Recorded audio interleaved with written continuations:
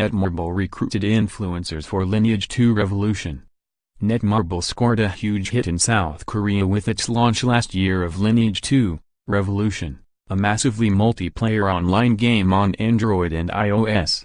But it was never clear if the beautiful medieval fantasy game would be a hit in the West.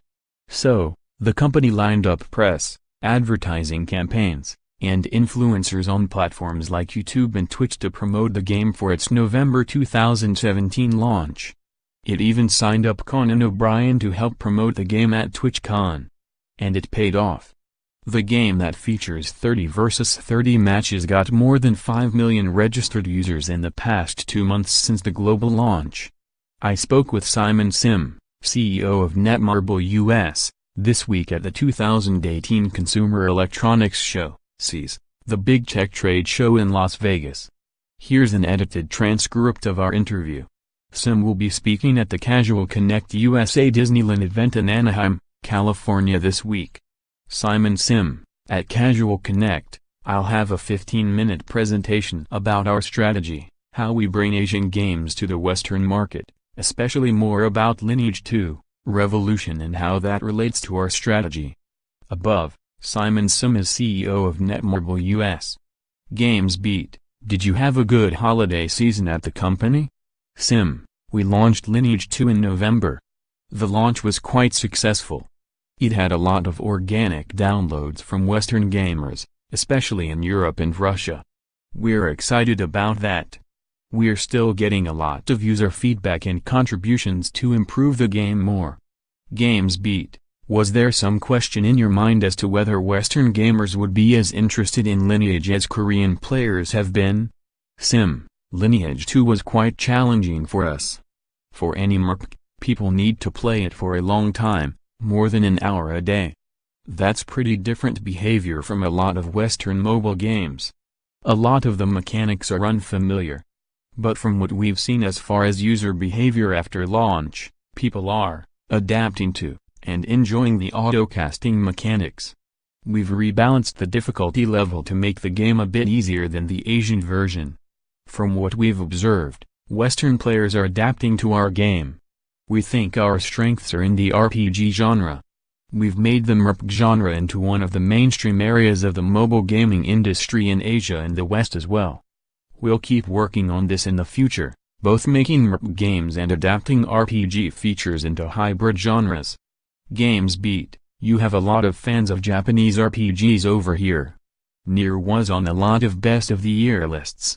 Sometimes, that Western interest in Asian games is enough to create a big audience.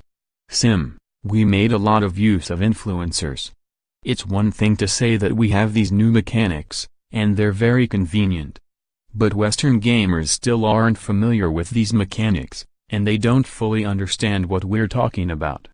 That's why we contacted a lot of influencers who already have trust from their fans. We used them to communicate about our game and convince their audiences. Conan O'Brien was one. He's obviously a gamer. That was a big part of our strategy to overcome those challenges.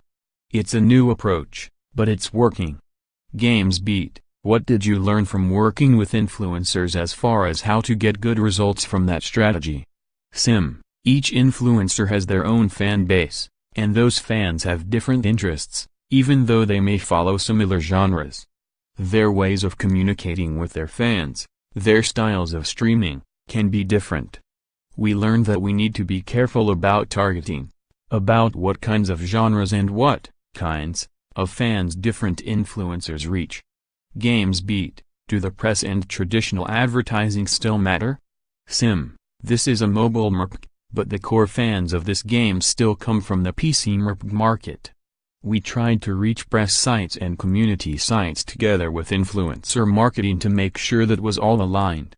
It's worked very well. We've created a lot of virality and awareness. Above, Marvel Future Fight.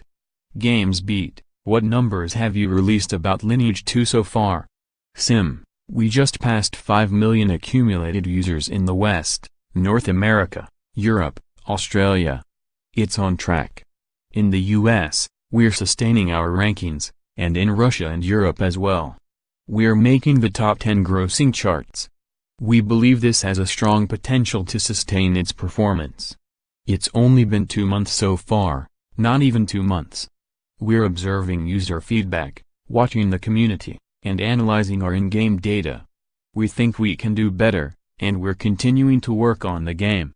Games beat. Some people wonder if there are too many Marvel games out there. How do you feel about the strength of the franchise across so many games? Sim, it's true. There are a lot of Marvel games. But each game has a different genre, different characteristics. Marvel Future Fight is very much an action RPG, a more action-based game. Capcom has their fighting-based game. Jam City has their own game.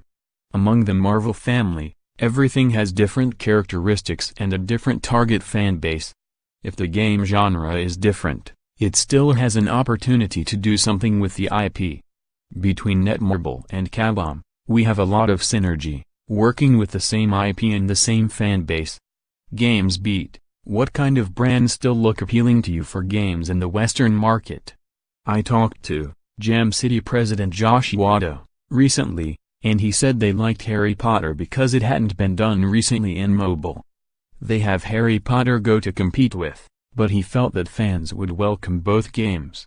Sim, I share that opinion. As a company, we believe that even though we're trying to appeal to Western gamers, we still bring an Asian style of games.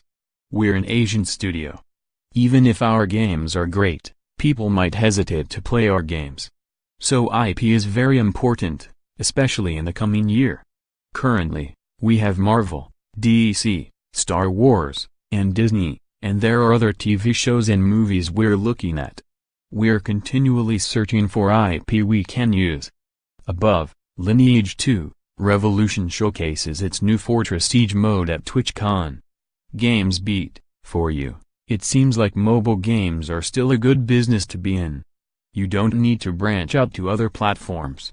Sim, on the headquarters side, we're starting to develop games for the Nintendo Switch. We're looking at what kind of games would fit that platform best. But we're a mobile-first company. We'll keep working on mobile games. As opportunities and market trends present themselves, sometimes, you see PC games coming to console or console IP coming to mobile. We see opportunities around that kind of convergence, and we'll keep looking for them. Parts of our studio are developing PC games. We're mobile-centric, but we're open to other platforms as well, even console. Games beat. Your company has an awful lot of people. What is it? 4,000. Sim. 4,000, yes. But that excludes Capcom or Jam City.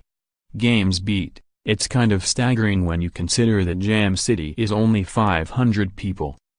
I guess that's the nature of MMOs?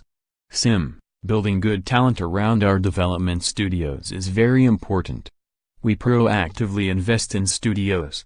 That's the #1 reason. We used to be in the publishing business, but in mobile, publishing alone isn't that easy. Building up studios, building that internal capability, is very important. And as our studios are successful, we need to share the knowledge together so other studios can grow.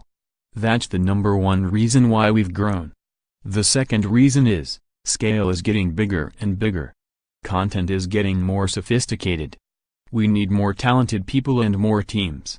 For Lineage 2, Revolution, we have teams in Korea, in Japan, elsewhere in Asia, and in the West. It's hard to make an MMO with just one team that builds everything to meet the needs of a global audience. That's why we're separated this way. Games beat. Do you need more teams developing games in the West? Sim, we're open to that. That's why we've invested in Capcom and Jam City. In 2018, we'll keep searching for opportunities to invest in new studios here, as well as AI-related companies. Games beat. AI is an important area of talent to acquire? Sim, we already have AI engineering in our games, but beyond that, there's more personalized interaction with gamers, marketing optimization, a lot of areas where we can adapt AI technology for the gaming business. As a company, we're trying to extend our internal AI team proactively, and we're still searching for more investment opportunities. Headquarters is already building up.